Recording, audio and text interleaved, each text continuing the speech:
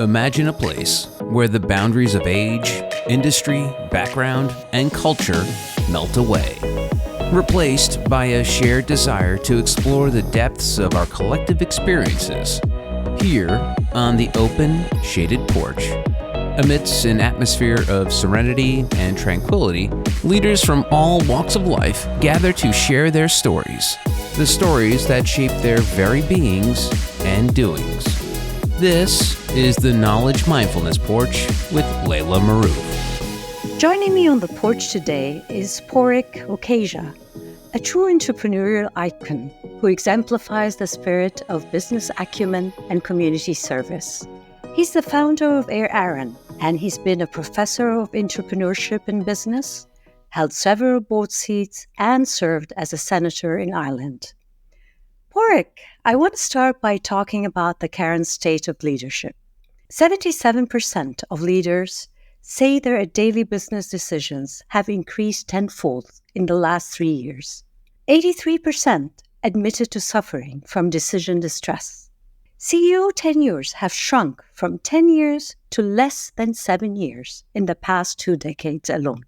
So, from your experience, what do you think about all this? Well, Laila, first of all, I want to say it's a huge privilege for me to be on this podcast with you. I deeply, deeply, deeply appreciate it. You're somebody I admire and have a lot of respect for, and I've read your book a number of times at this time, and it's there, and I keep it. And there are times where I just dive in and out for little nuggets here and there, which it's really, really good for. So back to your question. Life has never been as difficult and challenging for entrepreneurs and for business leaders as it is now. And there are a couple of reasons for it. The probably biggest reason is the changing environment and how quickly that environment changes. And it can change just in a flash. So the plan you made yesterday, you may need to throw it out the window today or tomorrow. Not only that, but there's fundamental changes that's happening in relation to the world. And as you say in your book, and this is something I strongly believe in that you've got two circuits and one overlaps the other one a little bit. One is the external environment and the other one is the internal environment, you yourself, or the external knowledge and your internal knowledge.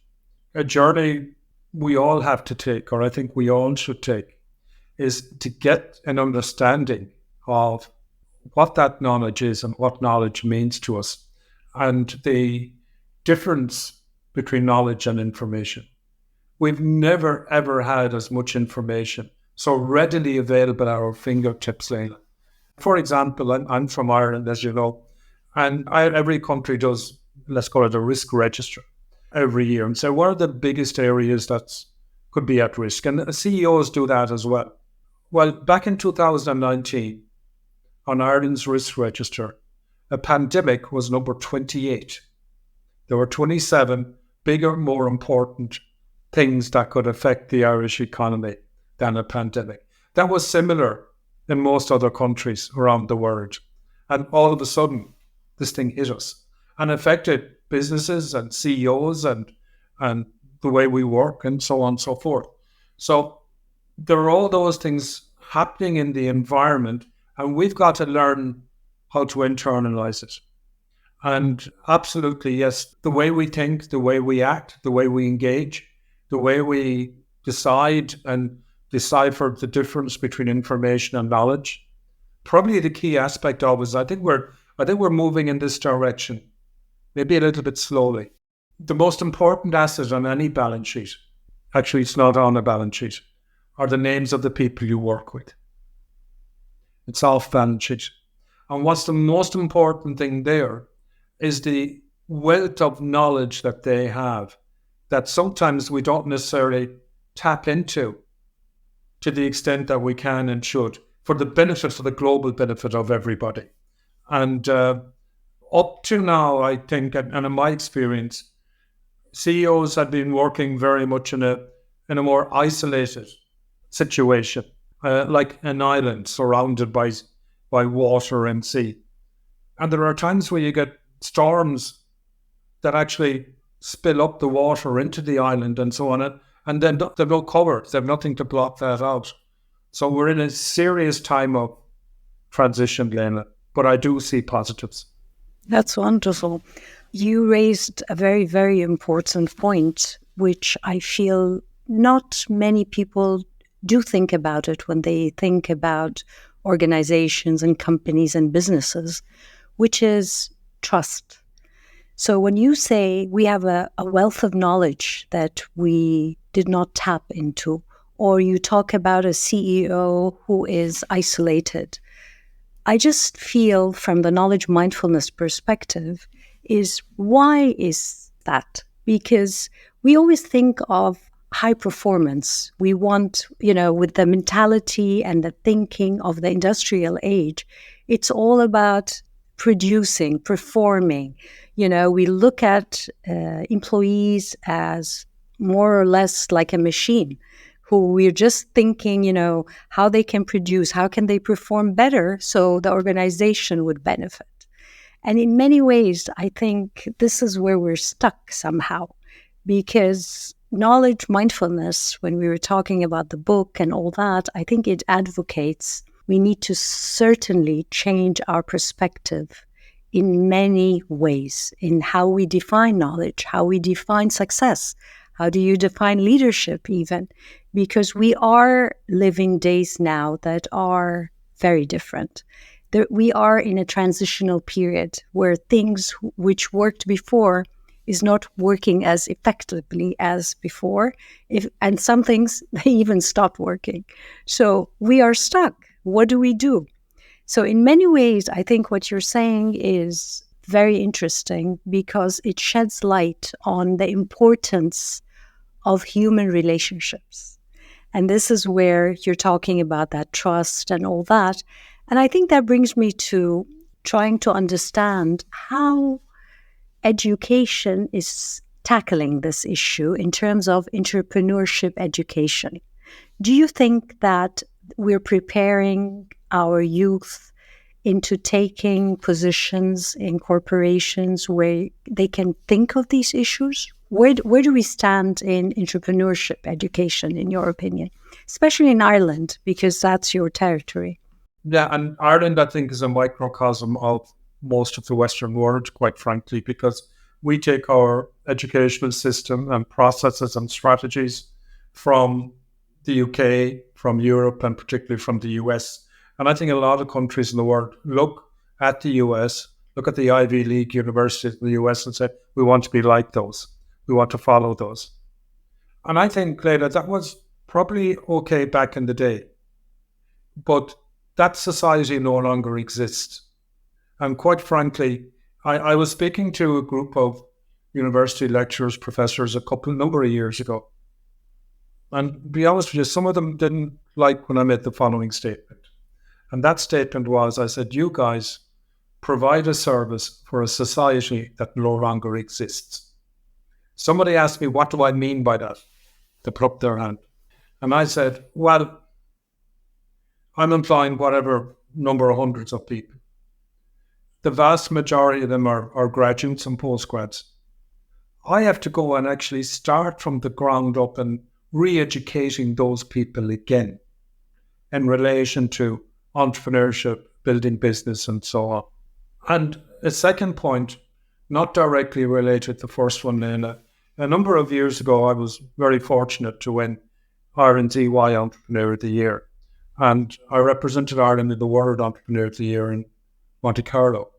Didn't win that, which was fine. But I was invited back to be a judge for the World Entrepreneur of the Year for a couple of years after that. And I chaired the judging panel to pick the best entrepreneur of the year in Ireland for 7 or 8 years. And there were a couple of things that struck me. Over 80% of the students going to second level schooling in Ireland end up in university or in third level. But in actual fact, the percentage of entrepreneurs that were getting to the final of the Irish Entrepreneur of the Year was a much greater percentage of non-university graduates. Wow, what is this? Are we putting people into boxes in university processes to think and act in a certain manner. And this is how you do it, rather than the creativity. And this is something that's in your book, whereby you talk about looking within yourself in relation to understanding who you are as a person. What does knowledge mean to you? What relationship do you have with knowledge? And then how do you decide to use that knowledge? And the external knowledge part of it, because it's a dance, I'd call it a dance between the two. You are waltzing around the floor with Mozart playing in the background, and you're dancing with another person. And it's the coordination of the dance between the two of you that actually synchronizes with the music. And you need to have the awareness of the movements and the steps and the spirit of the other person. Plus, Laila, there's a significant fundamental level of the point you made, trust in it, because you got to trust the other person with the movements they're making. And that's got to do with relationships. So I'm kind of answering your question. I make 2 points, and the second one is in a slightly different way, but I actually think in pictures. I can't help it. So some of my answers would probably be graphically.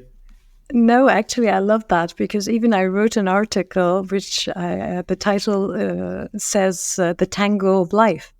So it's exactly what you're saying, and I called it The Tango of Life, because it's all about that. How are you and the partner? The partner could be the other could be one person, it could be the organization, your friends, community, society, that's the other.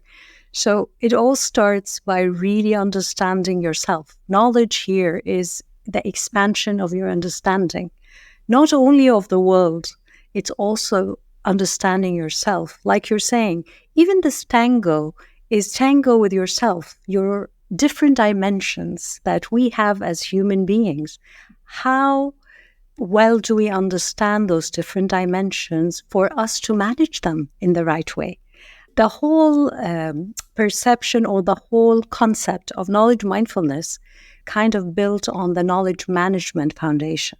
But for me, I taught for 15 years, 20 years knowledge management, and all the attention in knowledge management was on the external. So we kind of want to manage first the information in different forms and different, books, podcasts, this, how can we make it available for people to use it?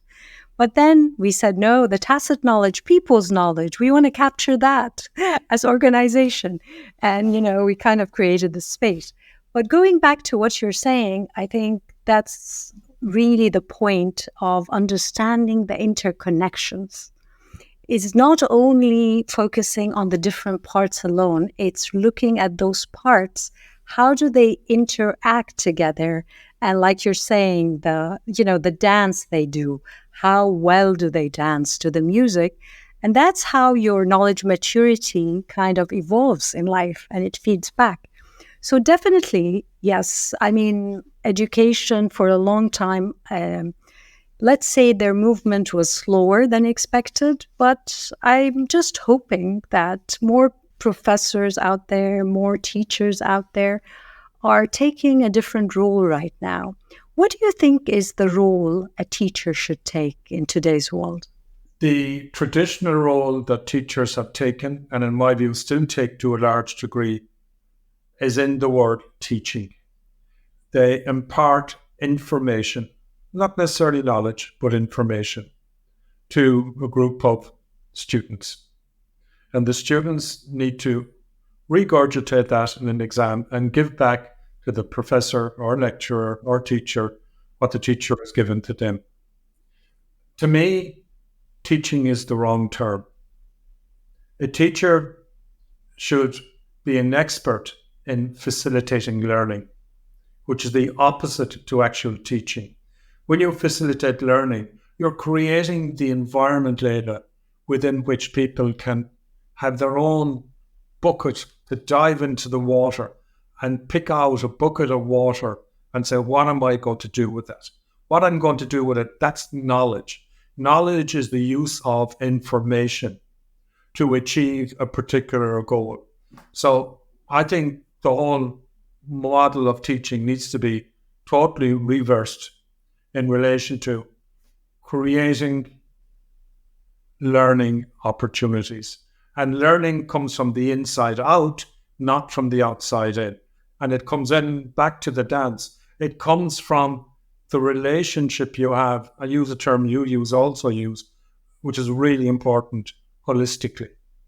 And holistic means not only your body, but the interaction of your body with music, the musicians, the place you're having the dance, all of the other factors that some of them are not even so obvious in relation to developing your own well or wealth of knowledge. It's that interaction, it's that dance. If you're dancing out there on your own, there's only so far you can go. In actual fact, it's one-dimensional. It's not even two-dimensional. And what I'm talking about, what you're talking about here as well, you're talking about 3D, three-dimensional. You're talking about it being surrounded in it, being part of it. That to me is where teaching needs to go. It needs to create the space and opportunity for people to actually learn and to translate the external knowledge and information into internal value and worth. Yes, which we call also in the knowledge arena wisdom. Hopefully, we want to accelerate wisdom into our youth, hopefully. But that takes me to you a little bit, Pádraig. When I was researching for the podcast, I came across so many titles, countless titles for you, from a founder to entrepreneur to former senator, adjunct professor, board member, and whatnot. Which one of those titles do you relate to more? Or which one does it reflect who Pádraig is? To be honest with you, all of those and none of those, which is a kind of maybe a little bit of a contradictory answer, but I'll explain why. Many years ago, I did a course in Harvard with a wonderful professor called Cynthia Montgomery. And Cynthia talked to us about strategy in business. And she asked one question: how do you know if you've got a good strategy? And we were all talking and discussing what we thought strategy were, and said, no, you're all wrong. And she wrote up one sentence on a whiteboard. And this is my motto, Laila, for life and anything I do. So it's not what I do that's important. It's why I do it and how I do it.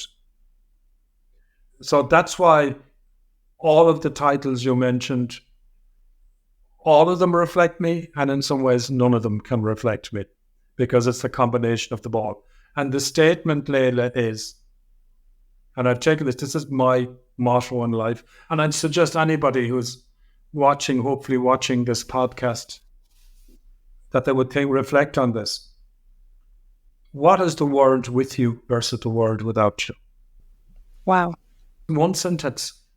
So I took that into my life as a person. So regardless of what I do, my sense of happiness, which is more fundamental than success, my sense of happiness is, do I feel I made a meaningful difference?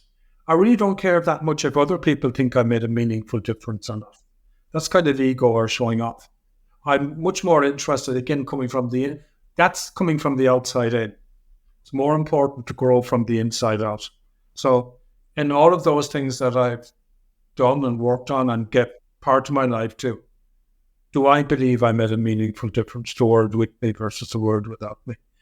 I think, and I'm suggesting everybody who's listening to this podcast, that maybe you might ask yourself a similar question, because you're just answerable to yourself and who you are and why you do what you do. Definitely. I mean, wow. But that brings me to a question I always struggle with, that can we really do well and do good at the same time? Because I feel when you look back in your life, at one stage in life, where you're just building your business, building, the income for your family and all that.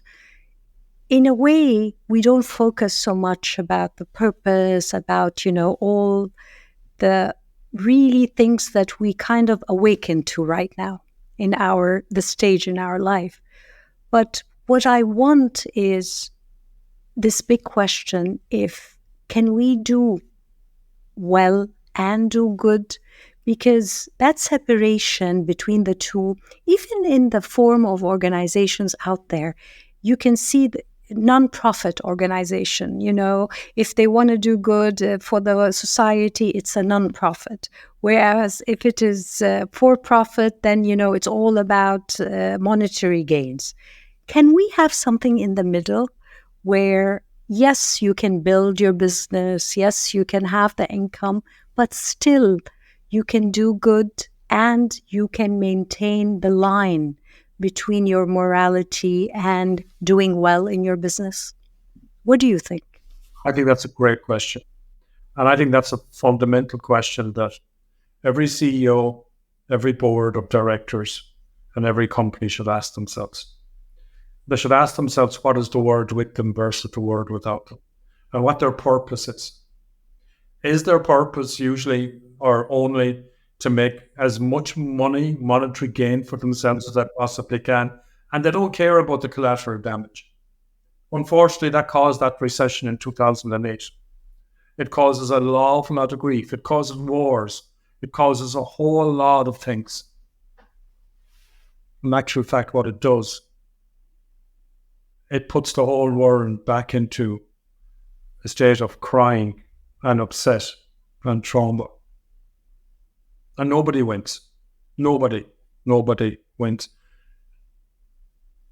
So I believe that companies or businesses and CEOs are beginning to say and to see we do have a greater purpose than just have as much money in the bank as we possibly can or have more dollars than somebody else. And the measure of success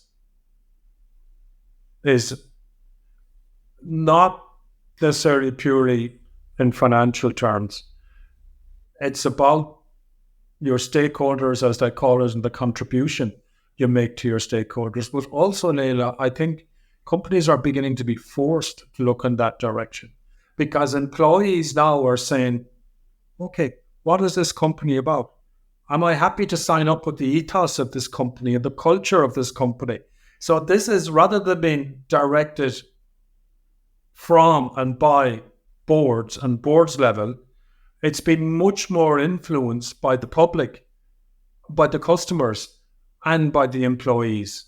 So I believe there's a quiet, subtle revolution there that those companies whose God is the dollar will have to change.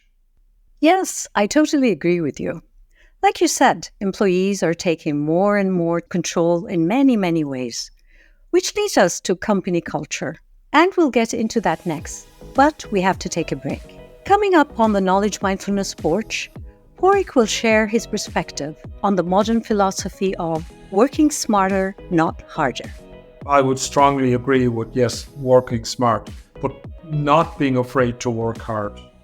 I would not throw the baby out with the bathwater in relation to now being afraid or not working hard.